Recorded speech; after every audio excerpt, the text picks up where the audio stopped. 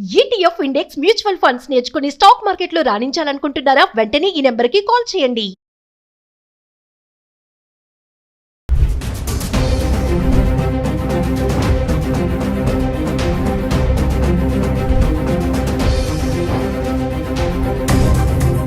Hello viewers, welcome back to our channel. ప్రస్తుతం మనతో పాటు ఉన్నారు ఎంఎన్సీ ఎగ్జిక్యూటివ్ 25 ఇయర్స్ నుంచి అమెరికాలో ఉంటున్నటువంటి వీరభద్ర సార్ గారు. సార్తో మాట్లాడదాం ప్రెసెంట్ అమెరికాలో సిచ్యువేషన్ ఎలా ఉంది అనేది.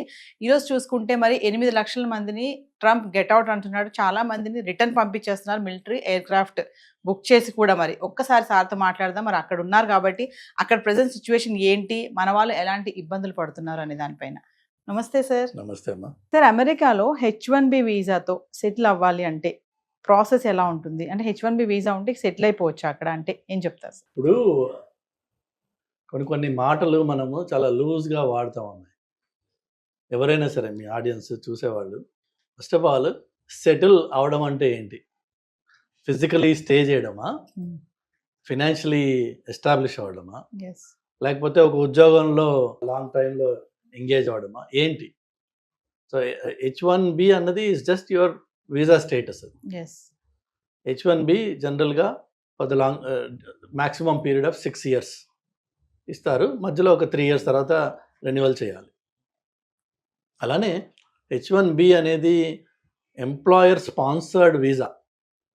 ఒక ఎంప్లాయరు నేను నా ప్రయత్నాలు నేను చేసి లోకల్గా ఉద్యోగుల కోసం వెతికితే నాకు కావాల్సిన స్కిల్ అండ్ ఎక్స్పీరియన్స్ ఉన్నవాళ్ళు దొరకలేదు కాబట్టి నేను H1 ఫైల్ చేస్తున్నా అని ఒక అండర్టేకింగ్ ఇచ్చి, ఎఫిడవిట్స్ ఇచ్చి, దానికి తగ్గట్టుగా తను చేసిన ఎఫర్ట్స్ ఏంటి, మినిమం 3 months ఎంతో పబ్లిష్ చేసి, ఎన్ని రెజ్యూమ్స్ వచ్చాయి, ఎంతో ఫిల్టర్ చేసాము, ఇవన్నీ ప్రూవ్ చేయాలి అది ఆ company.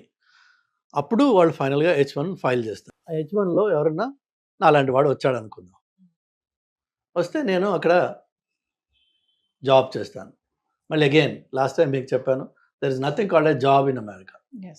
Everything is temporary, everything is project oriented.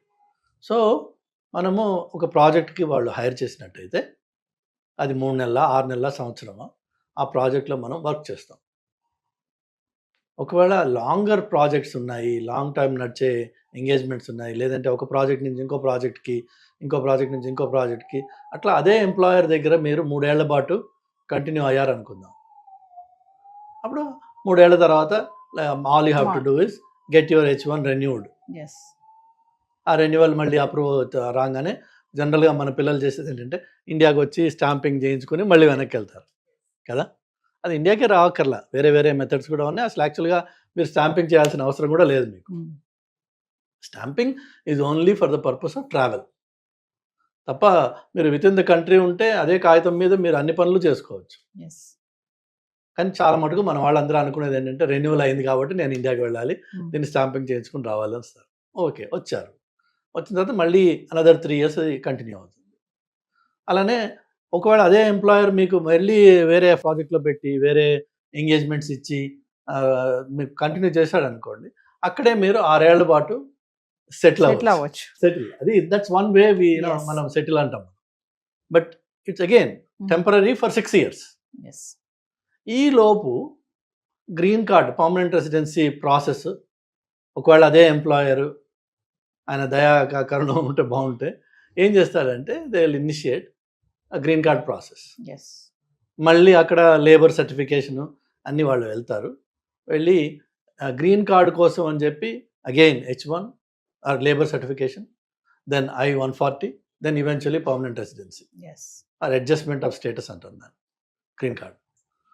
So అది మళ్ళీ ఒక ప్రాసెస్. అది 6 ఏళ్ళు అయిపోయిన వాడికి ఈ లేబర్ సర్టిఫికేషన్ I-140 కూడా కంప్లీట్ అయి ఉన్నట్టయితే వాళ్ళు ఎవ్రీ 2 years, ఎవ్రీ 1 year మీకు రెన్యూ చేసుకుంటూ ఉండొచ్చు. ఆటోమేటిక్గా అప్రూవ్ కూడా చేస్తారు.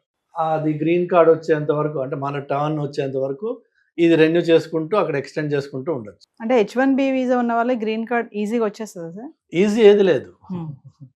ఇప్పుడున్న స్టాటిస్టిక్స్ ప్రకారం కొన్ని స్టేటస్లో గ్రీన్ కార్డ్ కావాలంటే మీరు 70 years, 60 years వెయిట్ పీరియడ్ ఉందన్న. అంటే మన లైఫ్ టైంలో అది రాదు. సో అమెరికాకి వెళ్ళి సెటిల్ అంటే ఇదే. స్టేటస్లో స్టేటస్ నాకు నన్ను ఇక్కడి నుంచి ఉద్యోగం లేకపోయినా బయటికి పంపించరు అనే స్టేటస్కి రావడం అంటే గ్రీన్ కార్డ్ తెచ్చుకోవడం. గ్రీన్ కార్డ్ వస్తే now you are settled physically in America.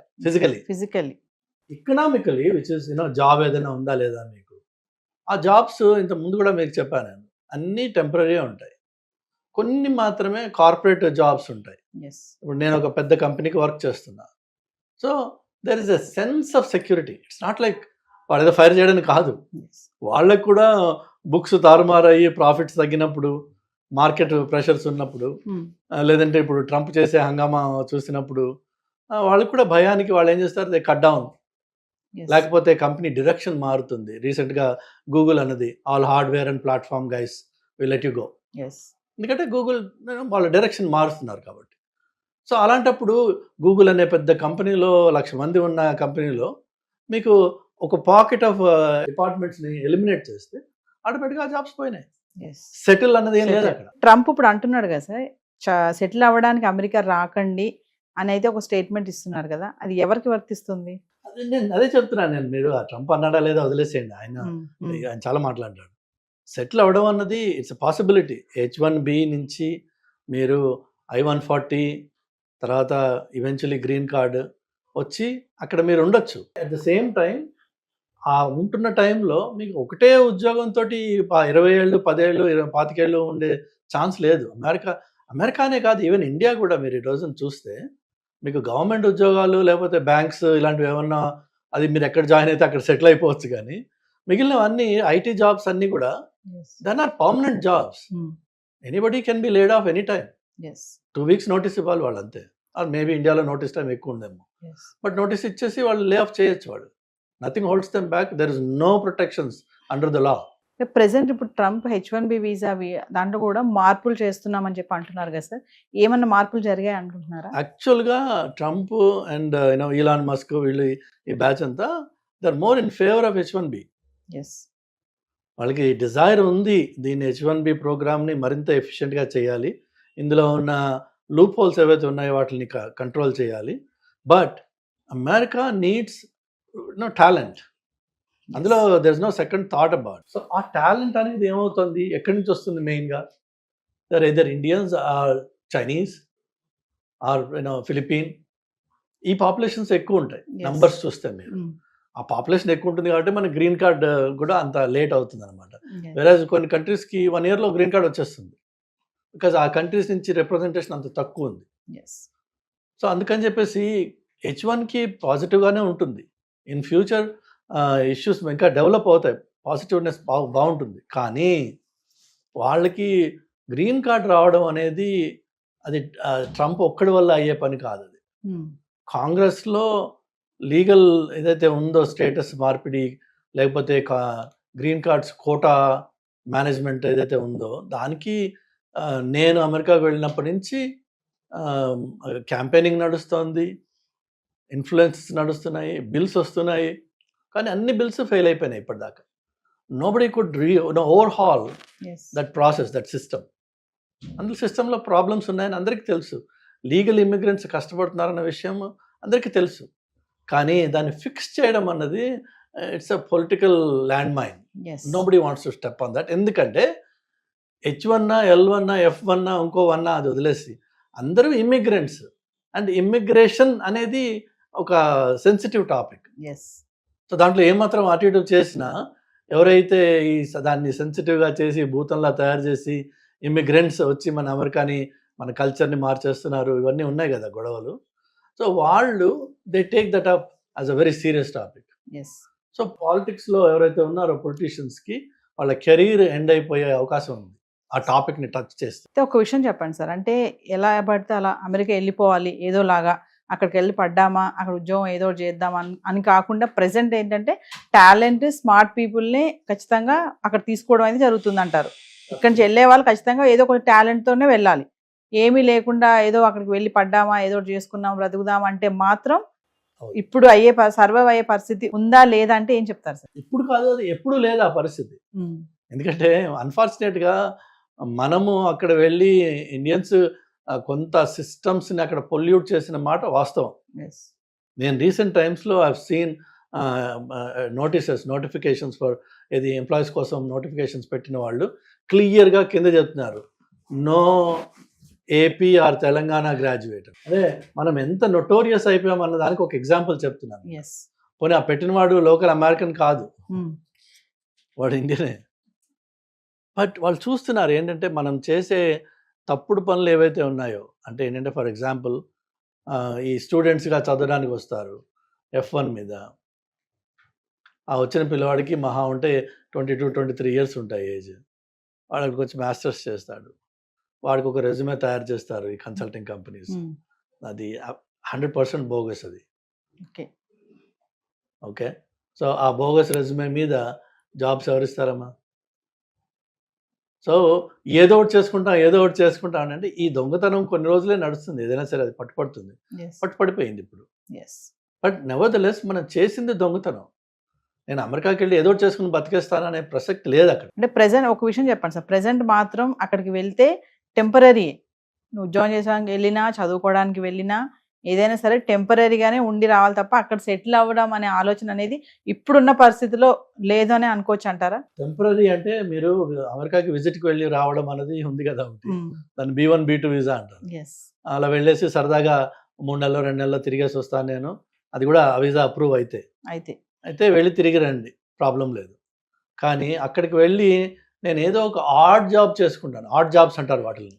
ఏదైతే మీకు ఎంప్లాయర్ చెక్ రూపకంగా మీకు శాలరీ ఇవ్వలేడు, బై క్యాష్ ఇస్తారు. ఎందుకంటే ఎంప్లాయర్కి కూడా తెలుసు is not suppose to employ you, కానీ వాడు వాడుకున్నాడంటే క్యాష్ రూపకంగా డబ్బులు ఇస్తాడు. That means you are living an illegal life. మీరు నిర్ణయం చేసుకోవాల్సిందల్లా మీ ఆడియన్స్ అందరికి ఎవరికైనా నేను చెప్పేది ఏంటంటే, అక్కడికి వెళ్ళి ఆ బతకాల్సిన అవసరం ఉందా నీకు? అక్కడికి వెళ్ళి అంత హీనంగా ఏ మెక్డానల్డ్స్లోనో లేదంటే ఏ ఇండియన్ రెస్టారెంట్లోనో నలుగురికి సర్వ్ చేయడమో, లేదంటే గిన్నెలు కడగడమో, లేదంటే స్టోర్స్లో పనిచేయడమో అర్ధరాత్రి అపరాత్రి, అక్కడ ఉండే ఆ రిస్కులు ఉన్నాయి. బట్ ఆ వర్క్ కోసం అని చెప్పి నువ్వు అమెరికాకి వెళ్ళాలా? డాలర్ కన్వర్షన్ అంత గొప్పదా? అంత అవసరమా? అది లేక ఇక్కడే మన అహంకారం ఏదైతే ఉందో కొంచెం అహాన్ని కొంచెం కంట్రోల్ చేసుకుని ఎంతోమంది మాస్టర్స్ చేసి ఇంజనీరింగ్ చేసి ఫార్మస్యూటికల్ డిగ్రీస్ చేసి పిల్లలు పానీపూరి బండి పెట్టుకున్నారు. ఇండియాలో హైదరాబాద్లో ఉన్నారు మీకు మాస్టర్స్ చేసి పానీపూరి పెట్టుకున్న వాళ్ళు, రోజుకి 3,000 2,000 4,000 సంపాదిస్తున్నారు వాళ్ళు. తప్పేంటి అందులో? కానీ మనకేంటంటే డిగ్నిటీ ఆఫ్ లేబర్ అని చెప్పి ఒకటి ఇండియాలో ఇక్కడ ఉంది. అదంతా నేను చేస్తా, ఇదంతా నేను చేస్తా అక్కర్లా. నువ్వు ఏదైనా సరే, ఏ పనైనా సరే, ఫస్ట్ ఆఫ్ ఆల్ నీ సెల్ఫ్ రెస్పెక్ట్ మెయింటైన్ చేసుకుని నువ్వు పని చేసినట్టయితే అది నీకు గర్వంగా ఉంటుంది, ధైర్యంగా ఉంటుంది. నువ్వు దొంగతనంగా బతకాల్సిన అవసరం లేదు. అక్కడ మీకు డ్రైవర్స్ లైసెన్స్ రాదండి మీకు స్టేటస్ లేకపోతే, which means you can never drive. వేరే వాళ్ళ కారులో అయాపా అని అడుకుని తిరగాలి తప్ప యూ కెన్ నెవర్ డ్రైవ్. ధైర్యంగా మీరు ఒక ఫ్లైట్ ఎక్కి వెళ్ళలేరు, ఎక్కడ ఎవడు నేను స్టేటస్ చెక్ చేస్తాడు. అంత దొంగగా ఉండాలి. అంత ఉండాల్సిన అవసరం ఉందా? అన్ఫార్చునేట్ ఏంటంటే నాకంటే ముందు 10 మంది వెళ్ళారు, వాళ్ళందరూ అక్కడ ఉన్నారు, వాళ్ళు సెటిల్ అయిపోయారు, నేను కూడా వెళ్తా అక్కడికి. ఈ పక్కవాడిని చూసుకుని మనకి అది ఆ ఇచ్చి మొదలవడం తప్ప, అందులో అక్కడికి వెళ్ళాక తెలుస్తుంది వాడు ఎంత దరిద్రంగా అక్కడ ఉంటున్నారు అనేది. ఒక్కొక్క అపార్ట్మెంట్లో 4-3 ఉండాల్సిన అపార్ట్మెంట్లో 8 మంది 10 మంది ఉంటారు. కొన్ని చోట్ల అయితే రాత్రి షిఫ్ట్ సగం మంది పనిచేస్తారు కాబట్టి వాళ్ళ బెడ్స్ వాళ్ళు వాడుకోవడానికి ఈ డే షిఫ్ట్ వాడు అపార్ట్మెంట్లో ఉంటాడు. ఒక రోజున వాడు బ్రేక్ తీసుకుంటే వాడికి పడుకోవడానికి చోటు ఉండదు. అతి హీనంగా ఉంటుంది పరిస్థితి. అక్కడికి వెళ్ళి అంత హీనంగా ఉండాల్సిన నీకు కర్మ ఉంది, నాకు వేరే ఏమీ అవకాశాలు లేవు ఇక్కడ అంటే గాడ్ ఈజ్ గ్రేట్. కానీ అంత దరిద్రాన్ని అక్కడ ఉన్నవాడు నీకు చెప్పడు, ఆ విషయం చెప్పరు. వాడేమో అమెరికా 4 బిల్డింగ్స్ బొమ్మలు చూపిస్తే అదే అమెరికా అనుకుంటావు. ఆ బిల్డింగ్స్ ఉన్నది ఓన్లీ న్యూయార్క్ సిటీ డౌన్ టౌన్లో మాత్రమే ఉన్నాయి, or maybe Chicago, or maybe LA. But the rest of America is actually wide open green space. గట్టిగా అరిస్తే పక్కింటి వాడు పిలిపి మనకి కనిపించని పలకని ఇంత దూరంలో ఇళ్ళు ఉంటాయి కొన్ని చోట్ల. ఒంటరితనంతో చచ్చిపోతుంటారు అక్కడ.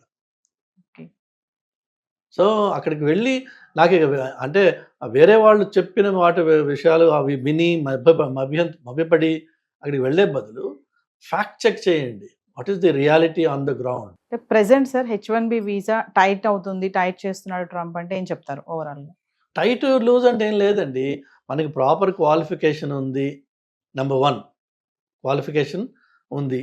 నెంబర్ 2 వీసా ఇంటర్వ్యూకి వెళ్ళినప్పుడు ఆయన అడిగే మినిమం ప్రశ్నలకి నేను ఇంగ్లీష్లో జవాబు చెప్పగలనా లేదా. అలా ఇది వాళ్ళు 100 ప్రశ్నలు వేయరు కదా, అది ఇంటర్వ్యూ కాదు, అది 3-4 ఉంటాయి.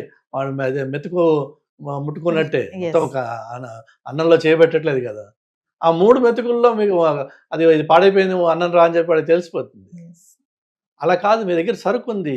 If you are talented you should definitely try. America is one country where if you are talented your opportunities are endless. కానీ ఇక్కడ నువ్వు చదివిందే వానాకాలపు చదువు, అక్కడికి వెళ్ళి ఏం చేస్తావు పరిస్థితి. దయచేసి నా సలహా ఏంటంటే work on yourself first, be good at some subject, take whatever it is hot ఏదైతే మార్కెట్లో ఉందో, అది ఏఐనా, డేటానా, ఎంఎల్ఆ, ఏదైనా సరే ఒక టాపిక్ తీసుకోండి, దాని మీద పని చేయండి, దాని మీద గట్టిగా ఫౌండేషన్ బేస్ చేసుకోండి, క్రియేట్ చేసుకోండి. దెన్ కమ్యూనికేషన్ మీద వర్క్ చేయండి. Communication, be able to express yourself and explain what you know. నాకు తెలుసు, నువ్వు ముందు జాబ్ ఇచ్చే నేను చేసి చూపిస్తా అంటే ఎవడివ్వడు, కానీ నాకు తెలుసు అన్న విషయాన్ని నేను చెప్పుకోగలగాలి. ఇవి 2. 3వది వచ్చేసి I need to be presentable. మాసిపోయిన గడ్డమును జుట్లు పెట్టుకుని ఏదో పనికిరాని అలాగ అప్పుడే నిద్ర లేచి ఇంటర్వ్యూలకు వెళ్తే ఆ జాబ్ ఇంటర్వ్యూ రాదు, వీడి వీసా ఇంటర్వ్యూ రాదు, 2 రావు. You need to present yourself like a professional. అది it takes effort, it takes investment, it takes seriousness. Then you become something in your life, and then be proud of what you achieved. Make it happen. అంతేగాని వాడి కాళ్ళు పట్టుకుని వీడి కాళ్ళు పట్టుకుని అయ్యాపా ఏదో ఒకటి చేసుకుని నేను బతికేస్తా, ఆ ఏదో చేసుకుని అంత దీనస్థితిలో ఉన్నావా నువ్వు?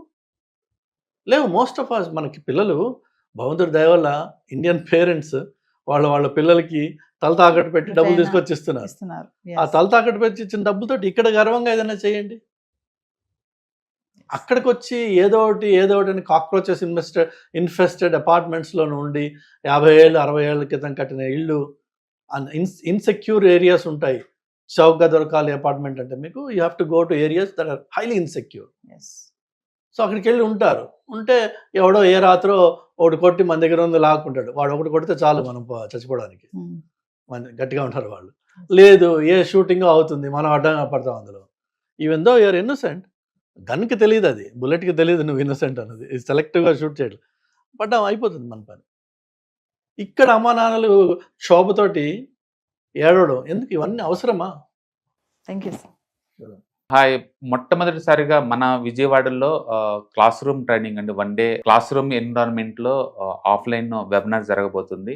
అండ్ ఇంట్రెస్ట్ ఉన్న పార్టిసిపెంట్స్ ఈ కింద స్కూల్ అవుతున్న నెంబర్కి రింగ్ చేసుకొని సీట్ బుక్ చేసుకోండి. దీంట్లో ETFs, index funds and mutual funds మీద completely and hand holding experience మీకు ప్రొవైడ్ చేయబడుతుంది. దీని ద్వారా ఏంటంటే మనం ఎసెట్స్ని స్టాక్ మార్కెట్లో ఎలా మేనేజ్ చేసుకోవాలి, ఎలా గ్రో చేసుకోవాలి, ఎలా ప్రొడక్ట్ చేసుకోవాలో అంటే ప్రాక్టికల్గా నేర్చుకుంటారు. అండ్ మీ ఇప్పటి వరకు మనం ఆన్లైన్లోనే మీరు అటెండ్ అవుతున్నారు. ఇక నుంచి మీరు మన విజయవాడ సిటీలోనే అండ్ లైవ్లో క్లాస్ రూమ్ ఎన్విరాన్మెంట్లో నేర్చుకునే ఛాన్స్ దొరుకుతుంది. కాబట్టి ఇంట్రెస్ట్ ఉన్న పార్టిసిపెంట్స్ కింద స్క్రోల్ అవుతున్న నెంబర్కి పింగ్ చేసి సీటు రిజర్వ్ చేసుకోండి. Thank you.